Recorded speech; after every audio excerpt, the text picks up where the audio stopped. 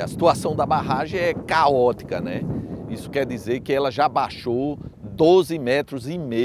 Isso aí ameaça fortemente toda a economia da região, pois o que resta nesse canal é 2 metros de lâmina d'água e está se baixando aí em torno de 70 a 80 centímetros por mês. Bom, aqui a gente está no interior de Pernambuco, Juazeiro fica daquele lado do Rio São Francisco, Petrolina fica deste lado. O objetivo é mostrar que ao longo desses 13 anos houve 2 caminhos do dinheiro público. O governo investiu muito na área social. Por outro lado, houve uma paralisação em infraestrutura.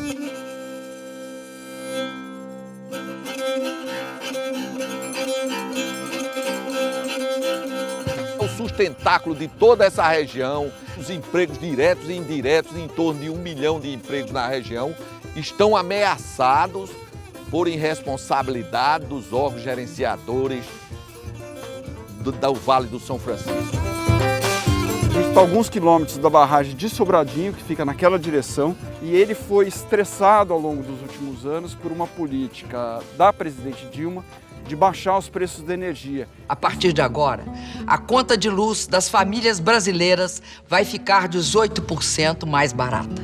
É a primeira vez que isso ocorre no Brasil.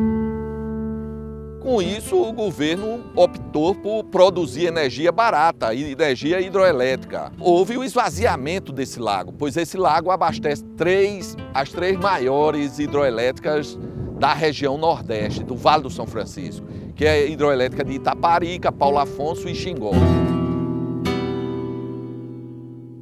Evidentemente, existe uma geração de energia maior e o padrão de consumo da sociedade hoje está demandando mais energia.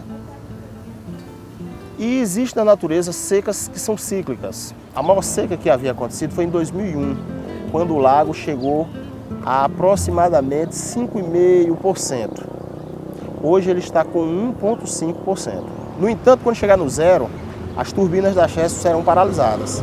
Mas ainda assim, haverá um volume, neste volume morto, de 5 bilhões de metros cúbicos. O volume do lago diminuiu muito e essa região toda depende da água de Sobradinho para um projeto de irrigação que tem cerca de 30 anos aqui na região, que atende a 22 mil hectares de terras e gera R$1 bilhão de receita todos os anos. Hoje a gente tem uma situação em que está tendo que ser feita uma obra emergencial em Sobradinho, que vai custar cerca de R$30 milhões, para que essa área de cultivo, de irrigação, não fique desatendida. A obra tem exatamente essa finalidade, ir buscar água no ponto profundo, bombear até um canal, esse canal conduzir por gravidade e de volta entregar na nossa estação de bombeamento. Nós temos água aí, no máximo mais 1 mês e meio, porque as bombas começam a cavitar abaixo dessa cota. Vão ficar sem água e sem produzir. O mais grave é que os pomares levam 4 a 5 anos para iniciar a produção. Uma vez dizimado esses pomares, nós vamos ter um colapso na região econômico. Esse tem sido o grande motivo de tensão por parte dos produtores. Apenas as cidades de Petrolina e Juazeiro, que juntas têm uma população de cerca de 500 mil habitantes, elas geram mais empregos formais do que todo o agronegócio do Brasil. A alguns quilômetros aqui de Petrolina também a gente tem um exemplo patente de desperdício de dinheiro público. Esse aqui é mais um projeto de irrigação chamado Projeto Pontal, que é mais um exemplo de projetos do governo federal que ficam parados por falta de recursos para investimentos públicos ou por vontade política de realizar o término das obras. Esse canal aqui está pronto há cerca de 13 anos. O que está faltando aqui é cerca de 5% do investimento. Precisaria ter as estações de bombeamento para pressurizar essa água, para jogar em lotes que ficam aqui nessa região, que seriam 8 mil hectares de terras que poderiam ser irrigadas. O Pontal é o seguinte, da fazenda para dentro, da porteira para dentro, quem banca esse custo é o empreendedor. E esse é o modelo que foi implantado. O primeiro vencedor da licitação declinou, há um novo vencedor e nós estamos aguardando a ocupação produtiva do Pontal, de fato, nesse primeiro semestre de 2016. E o Estado tem alguma coisa a fazer ali ainda ou é só questão contratual? Tem. Nós temos que botar um medidor de vazão, um hidrômetro. Nós não pusemos porque a gente sabe que haverá vandalismo e furto se a gente colocar e a e o lote não estiver produtivo. Você tem uma ideia do valor do custo daquela obra? Do que já foi investido até hoje, por volta de 350 milhões de reais, atualizando alguns valores, desde a aquisição das áreas. Eu considero aquela obra como a nossa pedra do sapato. Então, se a gente olhar os investimentos que foram feitos ao longo dos 13 anos do governo do PT, como proporção do PIB, isso praticamente não aumentou. Quando o PT assumiu, era cerca de 0,85% do total do PIB que o governo investia em infraestrutura. Hoje é cerca de 1%, ou seja, não aumentou praticamente nada. Já os gastos na área social foram os que tiveram um grande aumento durante o governo Lula.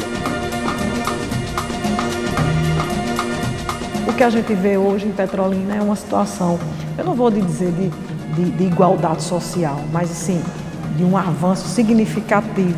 Esses gastos sociais, como o Bolsa Família, eles aumentaram de cerca de 6,5% do PIB, 13 anos atrás, para cerca de 9,5%, ou seja, um aumento de 3 pontos percentuais do PIB. Então você tem hoje, por exemplo, aqui em Petrolina, 32 mil famílias que são beneficiárias do Bolsa Família, mais crianças na escola, mais geração de renda. E vejo o Bolsa Família também como um grande aporte financeiro no município, um valor alto, considerável, 4.920.000 mensal. Nós temos o bairro João de Deus, 30 mil habitantes aproximadamente. Então, nosso maior beneficiário está no bairro João de Deus. Se não fosse esse dinheiro, nós não tinha nem cor nem cabelo. Ninguém era mais nem vivo. A sorte da gente é esse benefício que a gente tem. Porque um dinheirinho desse aí dá para comprar o arroz das crianças, dá para eu pagar a conta que eu estou dizendo para o senhor. Quer dizer, se não for esse dinheiro, como é que eu vou viver? Porque ele não pode trabalhar, por causa que ele não sente as pernas. E eu sou sadia, eu não sou doente. Porque eu não tenho como eu trabalhar, porque eu tenho que cuidar dele. E a senhora recebe quanto do Bolsa Família? 400. E a renda da família, então, é praticamente essa? Só essa. No tempo de Lula tava melhor, viu? É? Trabalho com manga aí, ó. Pelo menos serviço tinha, porque eu trabalhei a safra da manga todinha. Esse ano, não sei se eu trabalhei 4 meses na safra da manga. Mais barato as coisas, serviço tinha. Ela que recebe esse dinheirinho aí, compra a Bolsa Família, cesta base fiada, aí quando chega no final do mês paga. Quanto você recebe por mês de Bolsa Família? 259. 209, rapaz. Oh, 209. Cabia pro mercado 50 reais atrás, já uns comprinhos, dava pra passar a semana, hoje não vai. Se o cabo não for com 200, não passa a semana mais.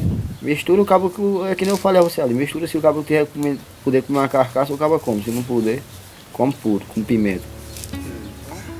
Foi um investimento bastante forte nessa área social, mas em detrimento da área de infraestrutura, que é o que também gera empregos permanentes e trazem desenvolvimento para a região. Você tem uma receita hoje cadente, por conta da recessão, um aumento de gastos todos os anos e falta de investimentos para a infraestrutura, que estão sendo cortados para poder atender o aumento dos gastos sociais.